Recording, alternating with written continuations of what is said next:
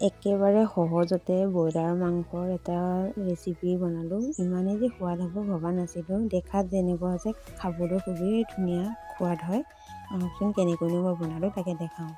প্ৰথমে ব্ৰইলাৰ মাংস আধা কেজি হ'ব, সেইখিনি গৰম পানী দি বইল কৰি ল'লোঁ। আলু কাটি ল'লোঁ আৰু 2টা বিলাহী, 4টামান পিঁয়াজ আৰু এয়া মানে কি দেখিছেনে, ইয়াতে জালুক হয় আৰু তাৰ বাবে মছলাখিনিও ৰেডি কৰিলে। ঘৰৰে জালুক হয়, জালুকীয়া বনাম মানে। বেলেগ এটা পদ্ধতিত বনাম, আপোনালোকক দেখাই আছোঁ কেনেকুৱা হয়। তাৰ বাবে মই সকলোখিনি ৰেডি কৰি ল'লোঁ।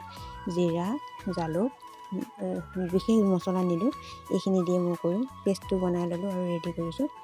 যিহেতু মই জুইতে বনাওঁ, জুইত বনোৱা বস্তুৰ সোৱাদ বেলেগ হয়। তেল দিলোঁ, দি তাতে মই পিঁয়াজ আৰু তেজপাত, জলকীয়া দি আৰু এই পিছা পেষ্টটো তাতে দি দিলোঁ। দি ধুনীয়াকৈ লৰাই দিম।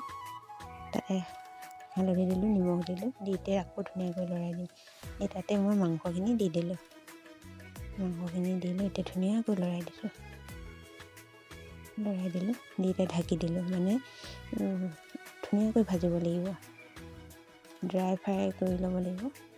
ঢাকি আছোঁ, লৰাই আছোঁ, এনেকৈ কৰি ভাজি আছোঁ। প্ৰায় 5 মিনিটমান সময় ভাজিছোঁ। ভাজি হোৱাৰ পাছতে মই আলুটো দি দিছোঁ। আলুটো দি এতিয়া আকৌ ধুনীয়াকৈ লৰাই আকৌ একেধৰণে ঢাকি দিম। ঢাকি দিছোঁ, লৰাই দিছোঁ।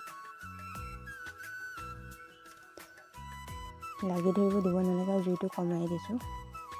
তেনেকৈ কৰি মই ভাজি আছোঁ। এই আলুটো সিজিছে। এতিয়া মই গৰম পানী গৰমাই থৈছোঁ, সেয়া ঢালি দিলোঁ। তাৰপিছতে উতলি আছে। এতিয়া উতলি থাকোঁতে মই তাতে এইখিনি কাটি লোৱা পিঁয়াজখিনি মানে বিলাহীখিনি দি দিলোঁ। পকা বিলাহী সেইটো দি ফ্ৰাই দিলোঁ। মোৰ হৈ গ'ল। ইমান যে সোৱাদ হয়, ব্ৰইলাৰ মাংসৰ এটা বেলেগ সোৱাদ হয়।